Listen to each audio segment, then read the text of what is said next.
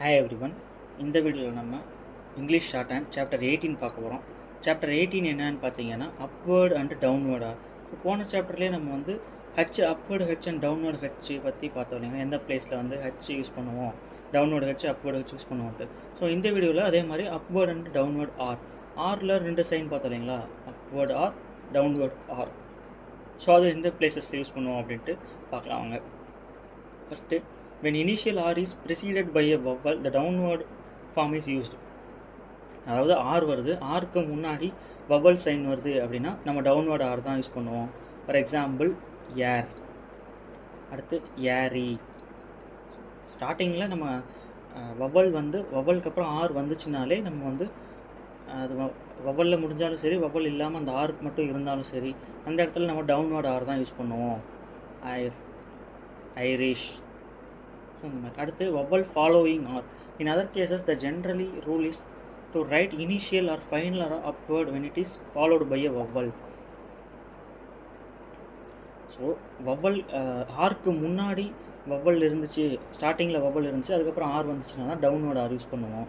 மற்றபடி ஆர்க்கு அப்புறம் வவல் வந்துச்சு, ஆர் தான் ஸ்டார்டிங்கு, ஆர்க்கு அப்புறம் வவல் வருது, ஆர் வந்து அது ஆர்க்கு அடுத்து வந்து ஒரு வவல் வந்துச்சு, அது வந்து ஸ்டார்டிங்லேயாகவும் இருக்கலாம், லாஸ்ட் எண்டிங்லேயாகவும் இருக்கலாம். அப்படின்னா நம்ம அப்வேர்டு ஆர் தான் யூஸ் பண்ணுவோம் அப்படின்னு சொல்கிறாங்க. இப்போ ராப் அப்படின்னு பாருங்கள், ராக்கு அப்புறம் தான் அந்த ஆர்க்கு அப்புறம் தான் அப்படின்ற ஒரு வவல் வருது இல்லைங்களா, அதனால் அப்வேர்டு ஆர் தான் யூஸ் பண்ணுவோம், ராப்.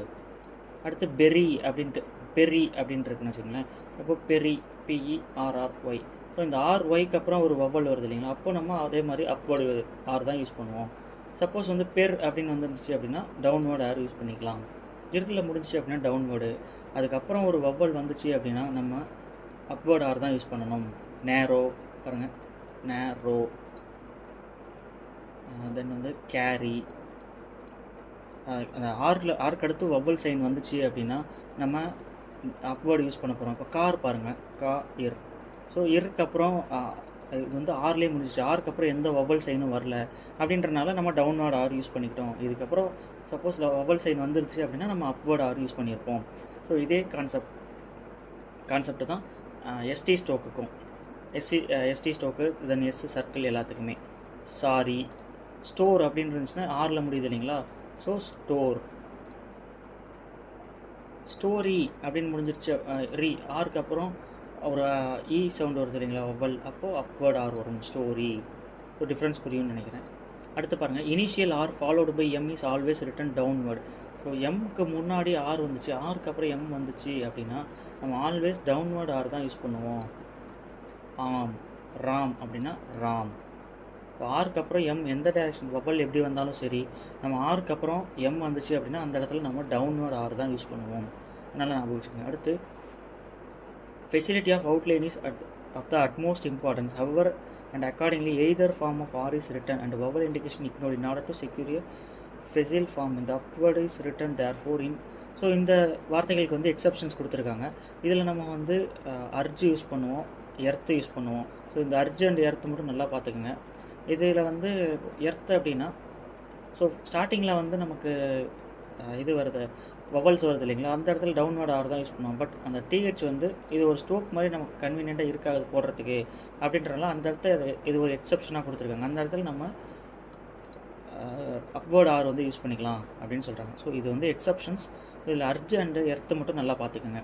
அடுத்து பாருங்கள், and similar words where R is immediately followed by F, D, J, இத் ஆர் கேஎல், ஜிஎல், டபிள்யூ. இதெல்லாம் வந்துச்சு அப்படின்னா நம்ம அப்வேர்ட் ஆர் தான் யூஸ் பண்ணுவோம்.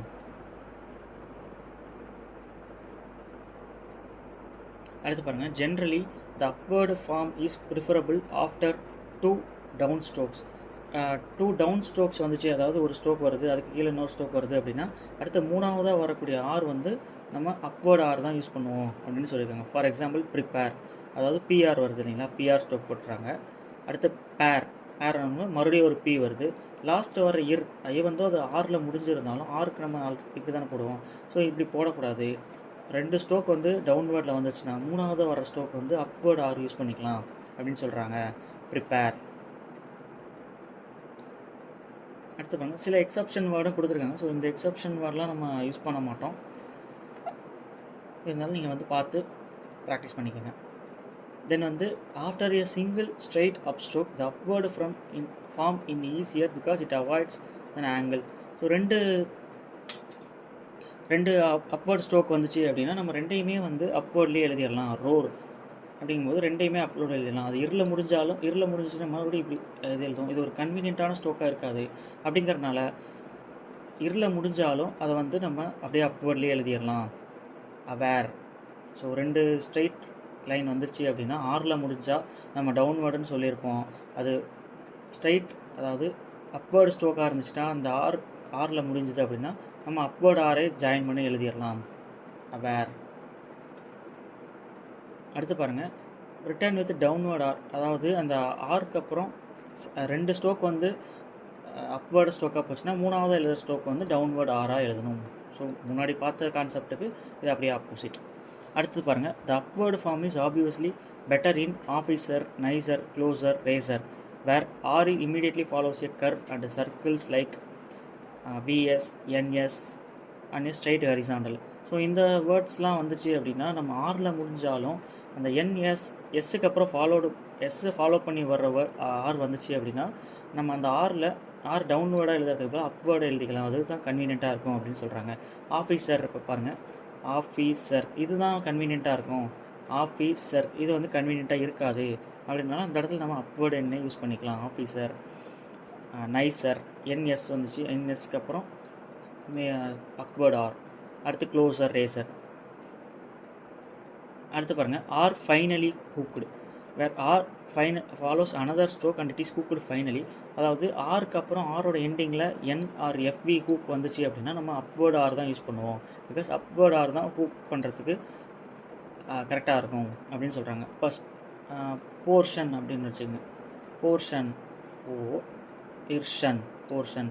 ஸோ இந்த மாதிரி ஸ்மால் ஹூக்காக இருக்கலாம் அல்ல லார்ஜ் ஹூக்காக இருக்கலாம். அது வந்து ஹூக் வந்துச்சுனாலே நம்ம அப்வேர்ட் ஆர் தான் யூஸ் பண்ணுவோம், டவுன்வேர்ட் ஆர் யூஸ் பண்ண மாட்டோம். அடுத்து பாருங்கள், medial R is generally written upward. நடுவில் ஒரு வேர்டுக்கு நடுவில் வருது இல்லைங்களா, அந்த வேர்டு வந்து மோஸ்ட் ஆஃப் த டைம் வந்து அப்வேர்ட் ஆர் தான் யூஸ் பண்ணுவோம். சில கேசஸில் டவுன்வேர்ட் ஆர் யூஸ் பண்ணுவோம். பாருங்கள், பார்க். அடுத்து டெரிஃபை. அடுத்து மார்க். அடுத்து பாருங்கள், ரோர்டு.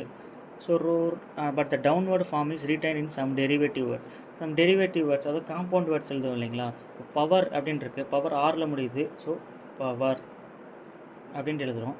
இது வந்து பவர்ஃபுல் அப்படின்னு வரும்போது, பவர்ஃபுல் அப்படின்னா நமக்கு வந்து இந்த வேர்டை வந்து அப்படியே எடுத்துக்கிறோம், அப்படியே எடுத்து அதோட எஃப்எல் சேர்த்து விட்டணும். பவர்ஃபுல். மீடியலில் ஆர் வந்துருந்தால் பவர்ஃபுல் அப்படின்ட்டு வரும்போது நமக்கு ஆர் வந்து நடுவில் வருது இல்லைங்களா. நடுவில் வந்தாலுமே இது வந்து காம்பவுண்ட் வேர்ட்ஸ், பவர் தனியாக வருது, ஃபுல் தனியாக வந்திருக்கு அப்படின்றனால பவருக்கு உண்டான வேர்டே எடுத்து அதோட எஃப்எல் சேர்த்துக்கலாம். பாருங்கள், பேர்லி.